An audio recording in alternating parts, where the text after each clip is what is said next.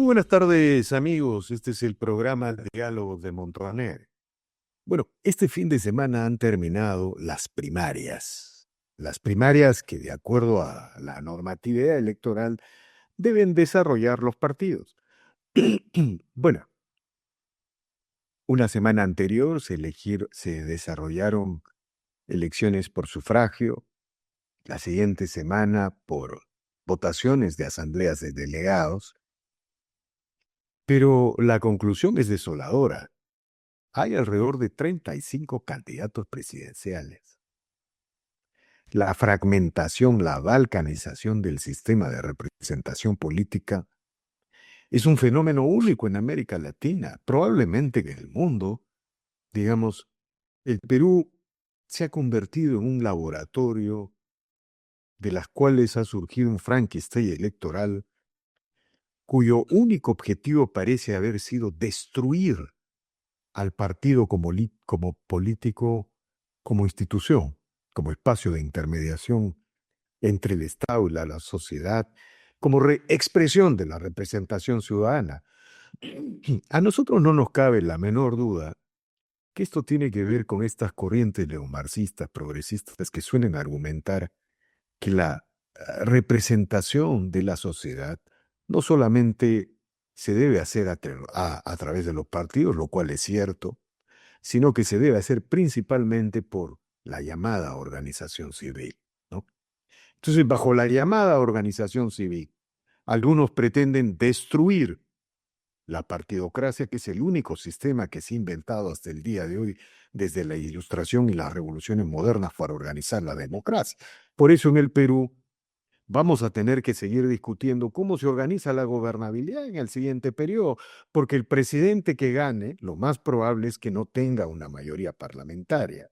Y si no hay posibilidades, no hay una industria política correcta para organizar una mayoría, bueno, como enfrentaremos una nueva situación de gobernabilidad. Esto tiene mucho que ver con las leyes electorales que la izquierda, el progresismo aprobaron en las últimas décadas.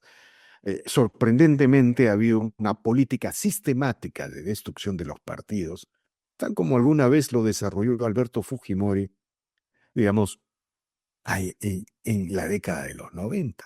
Bueno, estamos en eso y queremos reflexionar sobre esta situación, y el día de hoy hemos convocado a José Mario Azalde. Él es doctor en ciencias jurídicas, profesor universitario que, digamos, reside en Argentina, enseña derecho político institucional en Argentina y conoce de cerca, a profundidad, el sistema electoral peruano, los sistemas electorales en la región, y le decimos buenas tardes y gracias por aceptar la conversación. Buenas tardes, José María. Hola, Víctor Andrés, como siempre un gusto poder conversar contigo. Bueno, una primera pregunta, una primera aproximación. Si tuvieras que describir el sistema electoral peruano, 35 candidatos, a la luz de las experiencias regionales de toda la región, ¿qué nos dirías? Carl Schmitt, que es un teórico que no podemos decir de él que sea progre ni caviar, sostenía que la política es la división entre amigos y enemigos. Él daba un concepto que tenía que ver con la enemistad política, la enemistad pública, interesante, pero también decía que la política tiene que ver con la posibilidad de ponerte de acuerdo con aquel que no piense igual que tú, y puedas llegar a acuerdos, ¿no? Es decir, entenderte con tu enemigo político e incluso llegar a acuerdos, ¿no? Eso es un arte y eso ha sido parte de la política en toda la historia.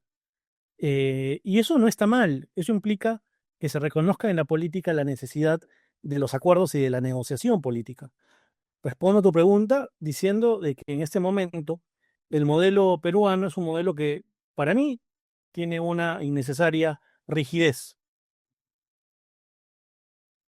Ya, pero antes de eso, por ejemplo, 35 candidatos. Tú miras el sistema político en Argentina, digamos, no tiene esa gravedad. Miras el sistema político boliviano, tampoco tiene ese nivel de... Miras el sistema político chileno, algo parecido. Pareciera que el caso peruano es una especie de un experimento, ¿no? Normativo y legislativo que ha promovido la fragmentación de aquí para allá. Sí, correcto. Em, Hay una disputa, creo yo, y que empieza en el plano conceptual y se traduce en la realidad política con respecto a cómo evitar, por ejemplo, en el poder legislativo, la existencia de muchísimos partidos políticos que dificulten el proceso de llegar a acuerdos para garantizar la gobernabilidad en este poder del Estado.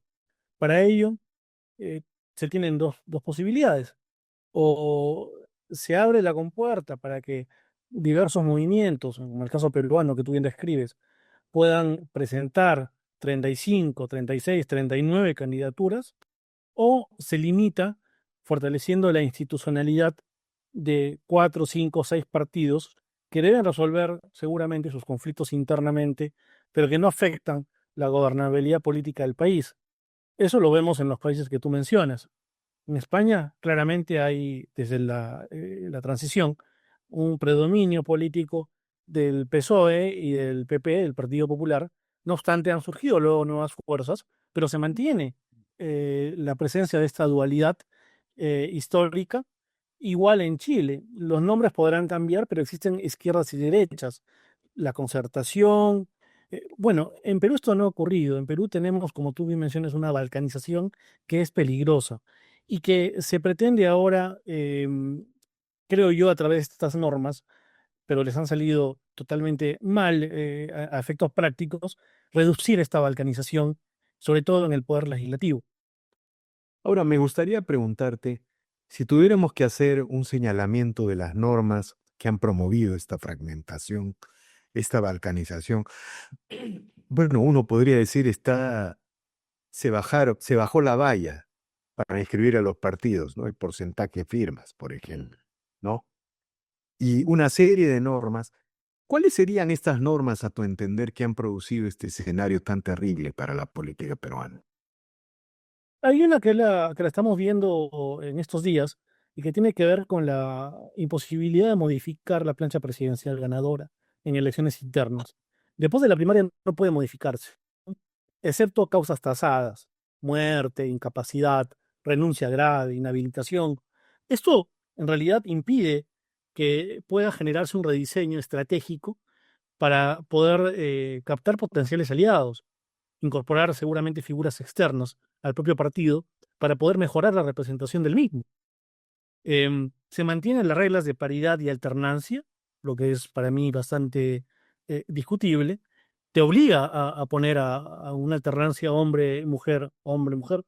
Em, También tenemos la presencia de listas cerradas en las elecciones primarias, que limita la posibilidad de renegociar posteriormente con las propias facciones dentro de los partidos, lo que es grave, ¿no? Entonces, potenciales problemas que tenías dentro de los partidos y que no pudieron solucionarse, no se van a solucionar porque la norma te establece nuevamente esta rigidez, esta lista cerrada y bloqueada en las listas que anularon en las elecciones primarias. Ahora, qué interesante lo que dices, que por cierto, estas normas que tú estás contando sobre la imposibilidad de producir alianzas luego de las primarias, bueno, es de este Congreso. Eso no le podemos empujar, como se dice, al progresismo, a la izquierda, que tiene mucho que ver en este desastre. Pero, digamos, esto es terrible, ¿no? Porque se pudo haber, eh, digamos, no solamente a nivel interno, sino lo correcto hubiera sido que luego de las primarias y las candidaturas, incluso hubiese tiempo para seguir forjando alianzas. Es decir, Claro. para seguir construyendo política, representación, convergencia. Pero parece que a alguien no le gusta esto y ha planteado más bien mover la desintegración, ¿no?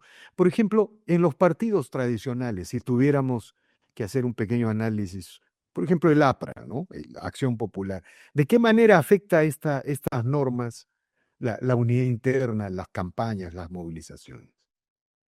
Bueno, el APRA, por poner un caso, atraviesa serios problemas internos que en muchos casos han derivado incluso en su judicialización. Han tenido problemas dentro de su comisión política, eh, creo que se han tomado esta elección, los miembros del APRA, como que fuera realmente la elección presidencial cuando están ante unas primarias. Creo que se ha manejado muy mal, creo que se ha mostrado la imposibilidad de que internamente puedan llegar a acuerdos. Se han visto obligados, porque la norma sí lo exige, a tener que cerrar pactos, tal vez muy temprano, ¿no? Em, y esto evidentemente reduce la capacidad de la propia organización política para generar coaliciones tanto internas y luego, como veremos posteriormente, externas, porque hay plazos muy estrictos para la inscripción de alianzas. Tienen hasta 120 días antes de la elección. También tienes la dificultad de integrar movimientos regionales o actores nuevos a última hora, cosa que a mí me parece completamente legítimo en determinados casos. No, es una locura, es una locura. O sea, expresamente la norma lo que promueve es la fragmentación, ¿no es cierto? A pesar de que la norma quería evitar justamente eso, ¿no? Es lo paradójico, digamos. Claro, promueve la fragmentación y a su vez promueve la destrucción de los partidos. Porque, digamos, me pongo a pensar en el APRA, en Acción Popular, muy polarizados internamente sobre las candidaturas, pero lo correcto es que luego de la elección interna se pudiera producir un reacomodo de las listas, como sucedía en la historia de la política peruana. Sí, hay una suerte de democracia interna obligatoria. Entonces, cuando lo haces obligatorio, impones un marco rígido, porque los resultados de la elección primaria se vuelven vinculantes. La dirigencia no puede dirigir la selección que ya, la elección que ganó, digamos, en las primarias, y no se permite la negociación política posterior con respecto a cargos internos que puedan presentarse en postulaciones.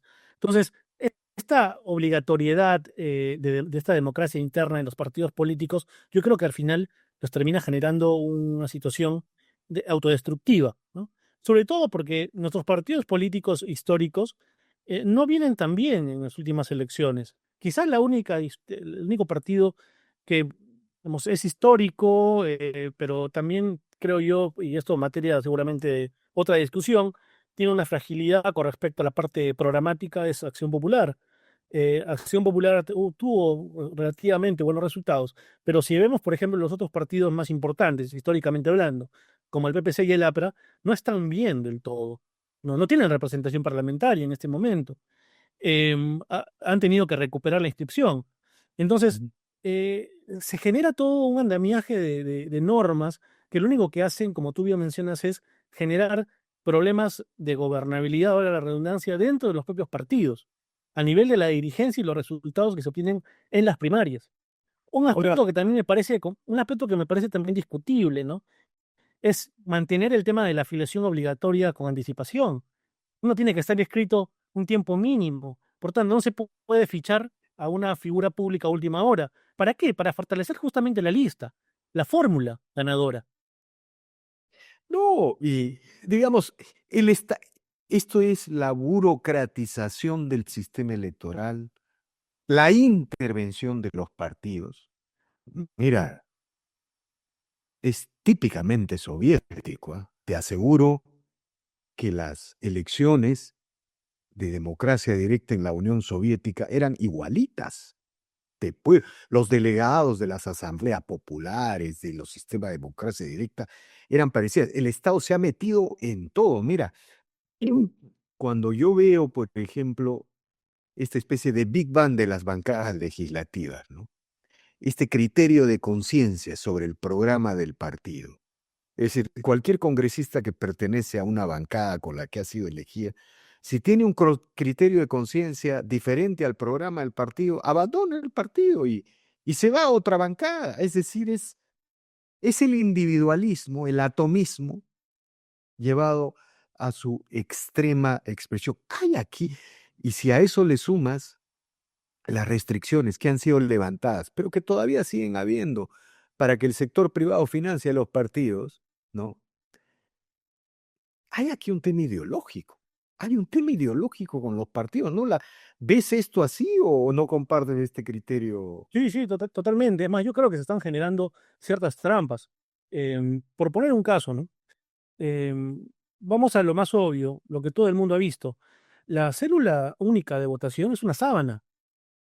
Es un diseño estandarizado, no permite, por ejemplo, negociar la visibilidad preferente de un candidato o de un aliado. eh, y yendo a lo que tú mencionabas, las reglas, por ejemplo, de recuento de votos. Ahí hay una trampa. Échale ley a la trampa, ¿no? Se suele decir. Ahí hay una trampa. Hay causales tasadas, por ejemplo, errores materiales o ausencia de las actas originales, para que puedan volver a contarse los votos. Pero ojo, ¿cuántas impugnaciones van a haber durante este proceso electoral? Y vamos a estar días y semanas hasta que se puedan tener resultados finales, generando zozobra, inestabilidad política a nuestro país, que esto redunda evidentemente en una inestabilidad económica. Cada vez que hay elecciones en el Perú, realmente la economía empieza a temblar, y con razón. Tenemos también, por ejemplo, la conservación de las cédulas por 90 días. Sí, ayuda a la trazabilidad del voto, ¿no? Pero nuevamente, esas células se pueden perder, se pueden extraviar, se pueden quemar. ¿Tú te imaginas Tú que estás, en tú lugares estás donde se estén conservando, se quemen las células, tenemos que ir a nuevas elecciones? tú estás señalando algo muy importante. La otra cara de esta burocratización, de esta intervención soviética sobre la vida de los partidos, es que se empodera a los organismos electorales. No solamente controlan el proceso electoral, deciden sobre justicia electoral, sino que se convierten, discúlpame, pueden resolver de acuerdo a criterios políticos en medio del caos. Lo vimos en la elección pasada. No quiero llamar que hubo problemas de contabilidad en la OMPE, demoras innecesarias. No, ya, no entremos a eso. Pero es evidente que los organismos electorales se han convertido en instituciones absolutamente poderosas. Entonces, no se puede expresar la ciudadanía a través del sufragio. No, no, definitivamente esta rigidez, por eso, respondiendo a la pregunta inicial, esta rigidez para las fórmulas presidenciales, esta rigidez para la lista nacional de senadores, eh, no fortalecen a los partidos políticos definitivamente. Y estas trampas que han salido con las nuevas leyes electorales, digo trampas, quizá en un sentido político, no jurídico, porque nuevamente echa la ley, echa la trampa. Sacan una modificación con respecto a las leyes electorales y ya están introduciendo algo que puede ser susceptible de ser impugnado en su momento.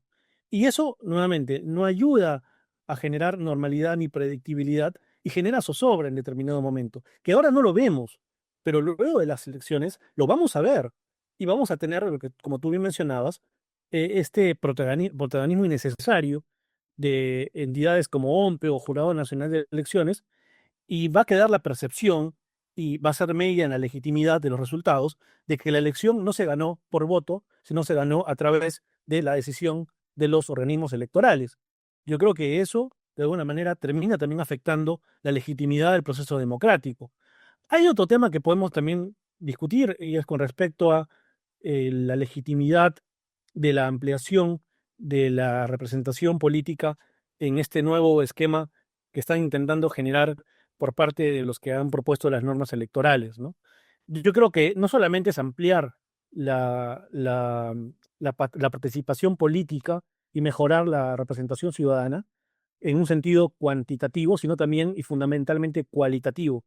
Estamos viendo, lamentablemente, estos candidatos que se están presentando, por ejemplo, el candidato al Congreso en la lista del hermano del señor Vizcarra, que está haciendo una candidatura, digamos, semidesnudo, ¿no? Estamos viendo candidatos que realmente no les importa la propuesta, sino simplemente el figurar en redes o en prensa. Están buscando el escándalo, digamos, ¿no?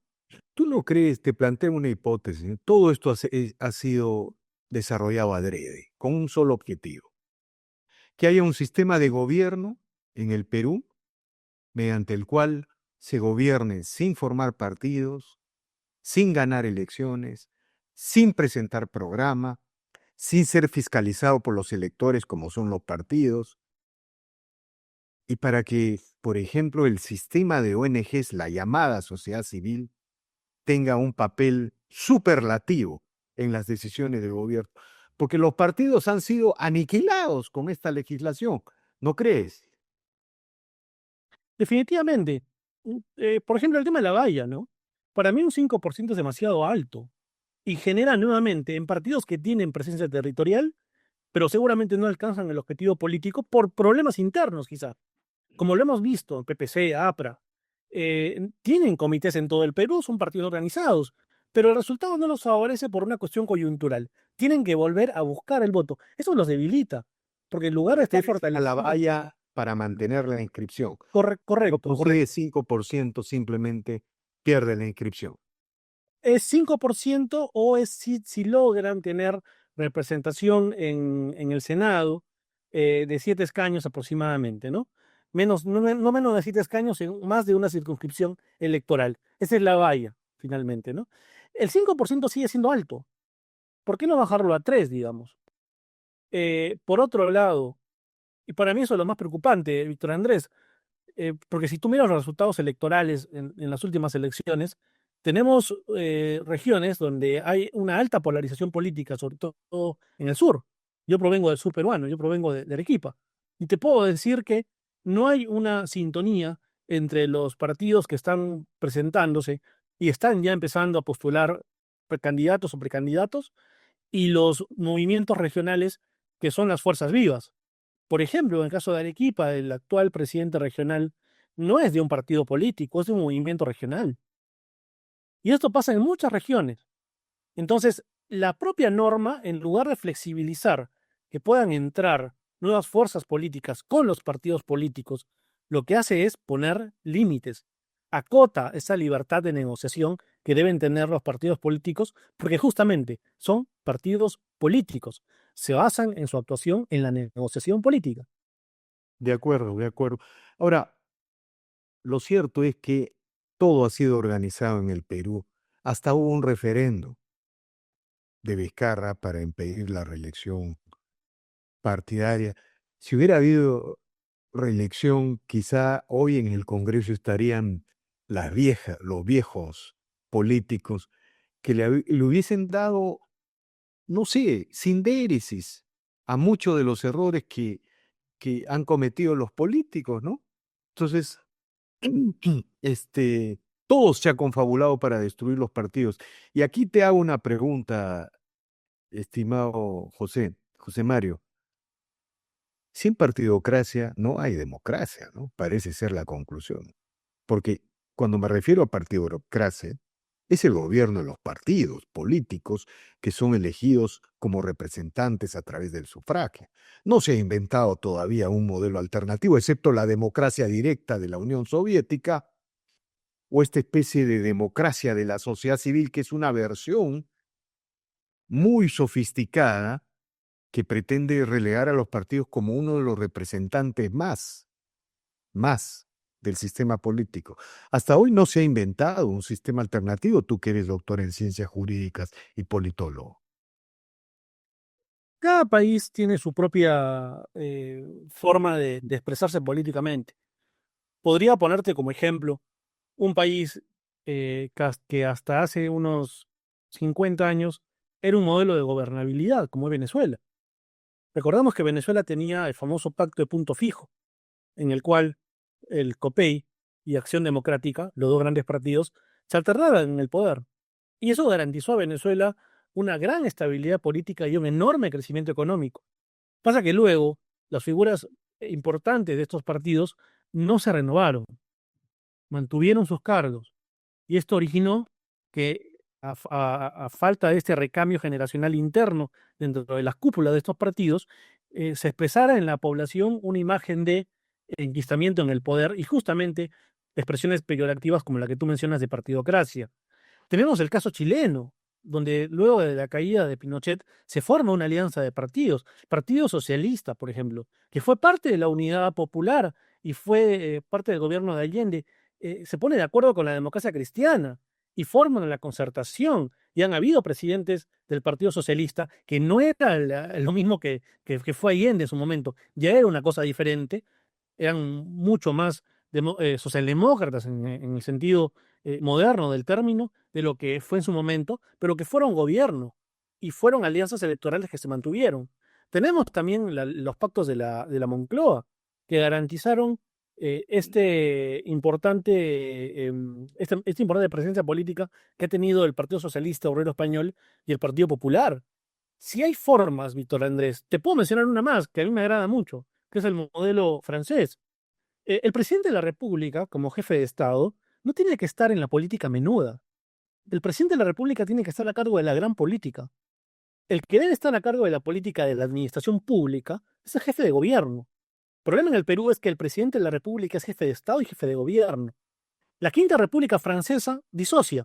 El presidente es presidente de Estado y está el jefe de gobierno, que se elige en las cámaras. A mí me parece que un modelo así te puede solucionar crisis políticas, porque mantiene la figura del presidente como... Pero, claro, esa ya es una reforma constitucional que, digamos, que se debe. Ojo que lo podemos hacer, Víctor Andrés. Claro, Nuestro sistema actual lo permite porque es flexible en ese punto. En ese punto. de acuerdo. Es- Ahora, pero digamos, y sin entrar a esta gran discusión constitucional, incluso hay algunos que plantean elegir en la segunda vuelta el Congreso junto al presidente para, También. digamos, son temas muy polémicos, pero me gustaría plantearte una pregunta final sobre el sistema electoral. ¿No crees que lo que se debería acabar es con la burocratización, la intervención sobre los partidos? Poner 2 o 3 regulaciones, ¿no? Para la inscripción, para el retiro de los partidos, poner la obligatoriedad de que todos los aportes privados sean declarados, públicos y transparentes a la SUNAT, a la autoridad tributaria.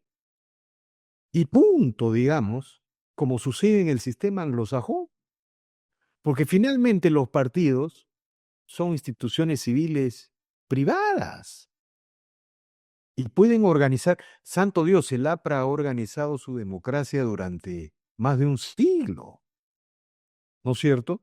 Acción Popular igual. Una reflexión final sobre esto y cómo, digamos,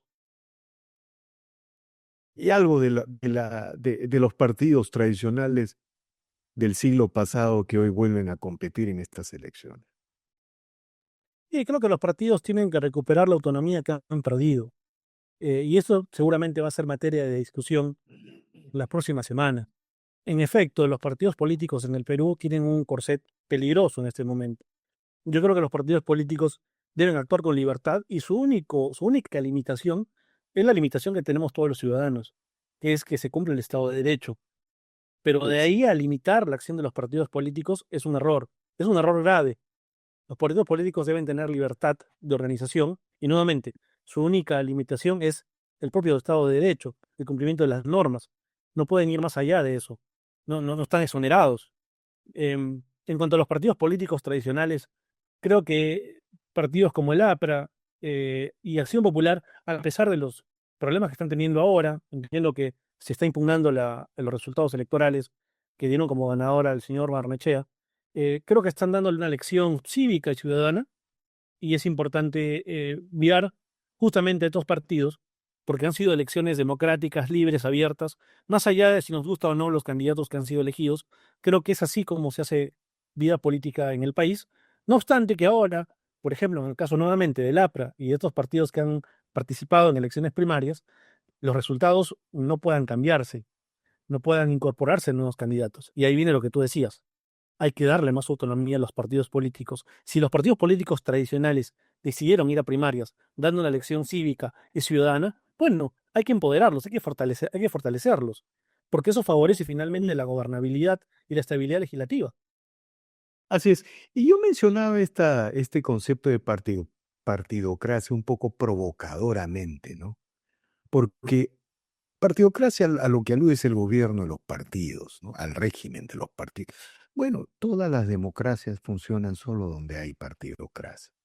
Más allá de las campañas del chavismo contra la llamada partidocracia, las campañas del fujimorismo luego del 5 de abril sobre la llamada partidocracia y las campañas caviares y progresistas de hoy sobre la llamada partidocracia, ¿no?